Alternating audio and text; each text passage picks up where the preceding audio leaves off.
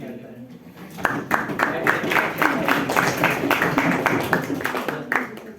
ने बता दिया कि हम लीनियर इंडिपेंडेंसी कैसे फाइंड करते हैं। हम फाइंड करते हैं कि कब वेक्टर्स एक दूसरे पे डिपेंड करेंगे।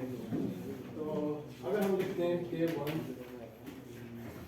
x1 plus k2 x2 plus k3 x3 is equal to 0। अगर ये इक्वेशन सेटिस्फाइड होती है तो हम कह सकते हैं कि इंडिपेंडेंट ये तीनों वेक्टर्स इंडिपेंडेंट हैं। लेकिन अगर ये सेटिस्फाइड ना हो, अगर हम x1 x2 x3 इन तीनों की k1 k2 k3 इन तीनों की वैल्यू 0 के अलावा कोई हमें मिले और तब ये इक्वेशन सेटिस्फाई हो, तो हम कह सकते हैं कि जो तीनों वेक्टर्स हैं वो आपस में डिपेंडेंट हैं। एक एग्जांपल करते हैं। लेट्स सपोज तीन वेक्टर्स आ जाते हैं 3 1 2 4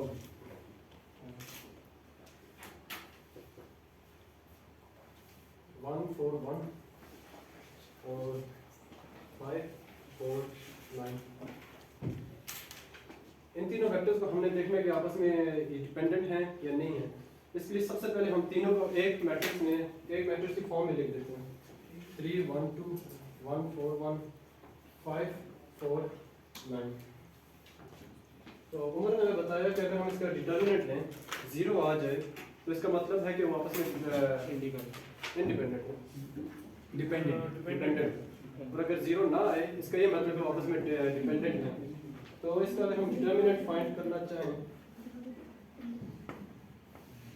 मैं डायरेक्ट ले देता हूँ। इसका डिटर्मिनेंट इक्वल टू 0 आ जाता है।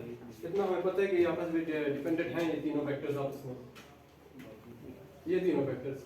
अब ये फाइंड करना है कि इनमें से कौन सा वेक्टर दूसरे वेक्टर्स पे डिपेंड कर रहा है। यानी कि अगर this is very important topic, okay, please try to understand. First, Shahriyar already cleared that if all equation equivalent to 0, but we know that the scalar value k1 k2 k3 are not, okay, any of maybe not equivalent to 0 but net output equivalent to 0, then the vectors will depend upon one another. Okay, so how which vector will depend upon another, this is the point of understanding.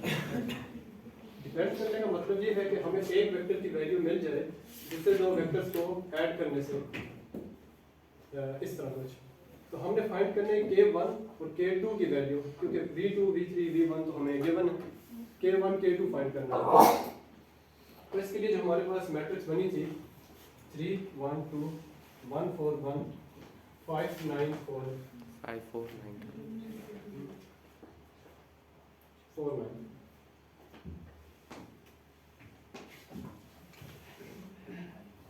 सबसे पहले तो इसका लेना है हमने echelon form. तो उसके लिए हम सबसे पहले इन दोनों टर्म रोज को आपस में एक्सचेंज कर देते ताकि 1 स्टार्ट में आ जाए। 1 4 4 और 9 1 तो ये चलती होगी 4 ये 4 ये 9 पर 4 तो 1 4 9 3 1 5 2 1 4।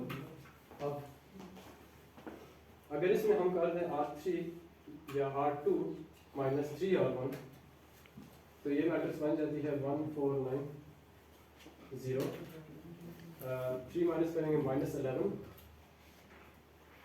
ये आ जाएगा माइनस 22। और इसी तरह अगर हम कर दें R3 माइनस 2 R1 तो ये आ जाता है 0 माइनस 7 और माइनस 14। अब इस मैट्रिक्स में इन दोनों टर्म्स को देखा जाए तो ये दोनों मल्टीपल हैं 11 की। माइनस 11 से अगर इन डिवाइड कर दें तो ये बन जाता है 1 4 9 0 1 2। सिमिलरली इस केस में भी ये पूरी की पूरी रो अगर हम माइनस 7 से डिवाइड करें बन जाती है 0 1 2। अब दो रो सेम है, हम कह सकते हैं कि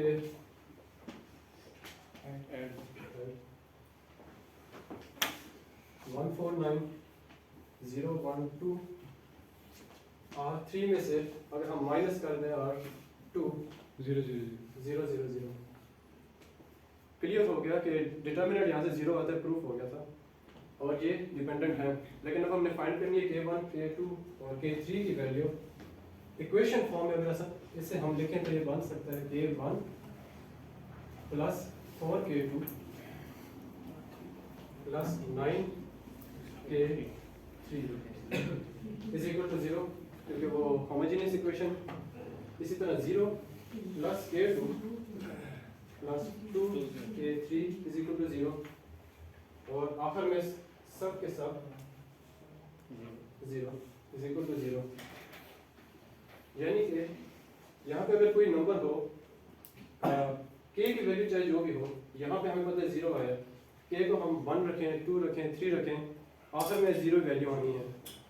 यानी कि K3 की हम कोई भी रियल नंबर वैल्यू रख सकते हैं, जैसे हम डिनोट कर देते हैं T से, 1 2 -1 2 3 कुछ भी रख सकते हैं। अब इस इक्वेशन में अगर हम ये वैल्यू पुट करें T वैल्यू, तो ये बनता है K2 plus 2T is equal to 0। तो K2 यहाँ से बन जाता है -2T, ये एक वैल्यू, ये दूसरी वैल्यू, और अब K3 भी हमारे पास आ जाता है यहाँ से K1